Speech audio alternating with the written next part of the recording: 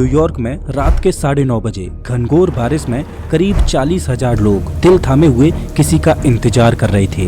ये वो काली रात थी जब न्यूयॉर्क में दर्द का सैलाब आने वाला था। 3 दिन से ये लोग टकटकी लगाए एक जहाज का इंतजार कर रहे हैं जिसका नाम है कारपेथिया। कारपेथिया जहाज अपने साथ एक ऐसी दर्दनाक कहानी लेकर लौटा था जिसको सुनकर आज भी लोगों के दिल दहल जाते हैं। एक ऐसा जहाज जो कभी नहीं डूब सकता था, आरएमएस टाइटैनिक, जिसने सैकड़ों लोगों की जिंदगियां समुद्र के हवाले कर दी। और कारपेथिया जहाज पर मौजूद हैं वो चुनिंदा लोग जिन्होंने टाइटैनिक के रौद्र रूप को अपनी आंखों से देखा था। ये इतिहास की वो दिल दहला देने वाली घटना थी जिसको कोई भी इंसान भुला नहीं सकता। ये घटना अपने पीछे कई रहस्यों को छोड़कर चली गई। नमस्कार दोस्तों, मैं हूँ श्याम तोमर, स्वागत करता हूँ आपका इस वीडियो में। 10 अप्रैल 1912 को जब टाइटैनिक ब्रिटेन के साउथहैम्पटन से न्यूयॉर्क जाने के लिए अपनी पहली यात्रा के लिए तैयार था, तब वहां पर एक अलग ही माहौल था, क्योंकि लोगों ने टाइटैनिक के बारे में इतना सुन रखा था कि वो टाइटैनिक की विशालता और उसकी सुंदरता को देखने के लिए उमड़ पड़े। ऐसा माना जाता है कि करीब 1 लाख से भी ज्यादा लोग टाइटैनिक की भव्यता को देखने के लिए आए थे। और इतनी भीड़ टाइटैनिक को देखने क्यों न आती, क्योंकि टाइटैनिक था ही इतना भव्य। ये जहाज 269 मीटर लंबा था और इसकी ऊंचाई करीब 53 मीटर थी, जो कि एक 8 मंजिला ऊंची इमारत से भी ज्यादा ऊंचा था। ये जहाज बाहर से देखने में जितना भव्य लगता था, उससे ज्यादा आलीशान तो ये अंदर से था। ये इतना लग्जूरियस जहाज था कि इसमें 2 बड़े-बड़े ground stairs, heated swimming pool, gym, 4 restaurants, library, Turkish bath, electric bath और बार्बर शॉप इत्यादि थे। ऐसा मानो कि टाइटैनिक एक चलता फिरता लग्जूरियस होटल था जिसमें हर तरह की सुविधा मौजूद थी। टाइटैनिक लग्जरी के मामले में तो खास था ही, लेकिन एक और बात टाइटैनिक को खास बनाती, वो थी टाइटैनिक की सेफ्टी। ये उस समय दुनिया का सबसे बड़ा, सेफ और मजबूत जहाज था। टाइटैनिक को इस तरह से बनाया गया था कि इसका दूसरा नाम ही अनसिंकेबल था, मतलब कभी न डूबने वाला जहाज। और देखा जाए तो टाइटैनिक था भी एक ऐसा जहाज जो कभी नहीं डूब सकता था, क्योंकि इसको बनाया ही कुछ इस तरह से गया था, क्योंकि इसमें डबल बॉटम हल का इस्तेमाल किया गया था। दरअसल हल जहाज के इस बाहरी आवरण को बोला जाता है जो जहाज को मजबूती देता है। ये स्टील का बना एक मजबूत स्ट्रक्चर होता है। इसे आप जहाज की रीढ़ की हड्डी भी बोल सकते हो। ये जहाज की मेन बॉडी होता है। टाइटैनिक का ये हल वैसे तो मजबूत था ही, लेकिन इसे और ज्यादा सेफ बनाने के लिए टाइटैनिक के इस निचले वाले हिस्से यानी बॉटम में डबल हल का इस्तेमाल किया गया था। दरअसल समुद्र में कोई शिप चलती है तो उसका ज्यादातर इस निचले वाले हिस्से में किसी अंदरूनी चट्टान या अन्य चीजों से टकराने का डर रहता है। तो टाइटैनिक का डबल बॉटम हल होने की वजह से अगर इसका निचला वाला हल किसी इम्पैक्ट में टूट भी जाए तो दूसरा हल टाइटैनिक को सुरक्षित रखेगा और इसे डूबने से बचा लेगा।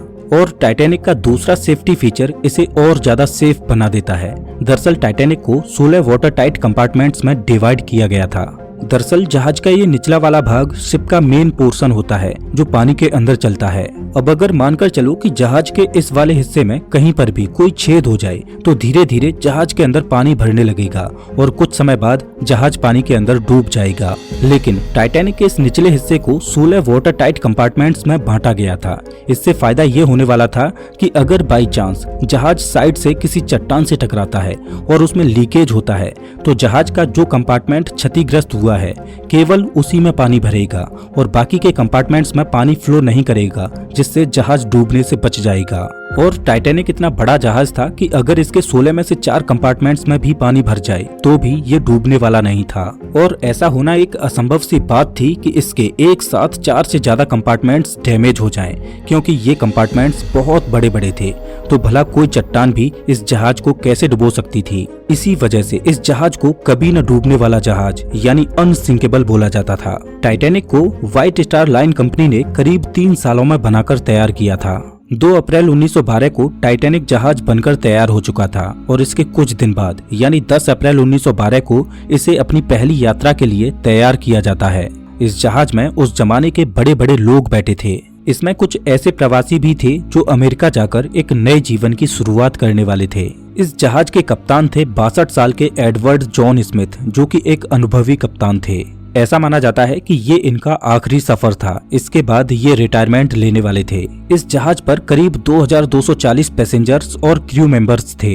वैसे तो साउथहैम्पटन से न्यूयॉर्क पहुंचने में 7 से 8 दिनों का समय लगता था, लेकिन टाइटैनिक उस जमाने का सबसे तेज चलने वाला जहाज था, तो व्हाइट स्टार लाइन कंपनी चाहती थी कि ये जहाज 6 दिनों में न्यूयॉर्क पहुंचे और लोग टाइटैनिक की भव्यता के साथ साथ इसकी रफ्तार को भी जाने। इस वजह से कंपनी की ओर से टाइटैनिक के कैप्टन स्मिथ को जहाज को फुल स्पीड से चलाने के इंस्ट्रक्शंस मिले हुए थे।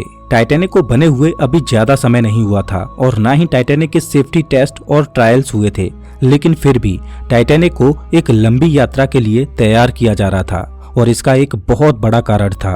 दरअसल व्हाइट स्टार लाइन कंपनी की एक और शिप थी ओलंपिक, जो देखने में तो टाइटैनिक की तरह ही थी, लेकिन वो इससे थोड़ी छोटी थी। इस वजह से ओलंपिक शिप को टाइटैनिक की बहन बोला जाता था। मार्च 1912 को ओलंपिक शिप में खराबी आ गई थी। इस वजह से ओलंपिक इमरजेंसी में बंदरगाह पर रिपेयर होने के लिए आई। अब ये शिप इतनी बड़ी होती है कि इनको रिपेयर होने में कई महीनों का समय लग जाता है, तो इस वजह से व्हाइट स्टार लाइन कंपनी का बिजनेस इन महीनों में बंद पड़ जाता। तो कंपनी ने अपने बिजनेस को जारी रखने के लिए अगले ही महीने यानी अप्रैल में अपनी नई शिप टाइटैनिक को लॉन्च करने का फैसला किया। अब क्योंकि ये टाइटैनिक की पहली यात्रा थी, जिस वजह से टाइटैनिक के क्रू में कुछ अनुभवी लोगों का होना भी जरूरी था। इस वजह से टाइटैनिक के कुछ क्रू मेंबर्स को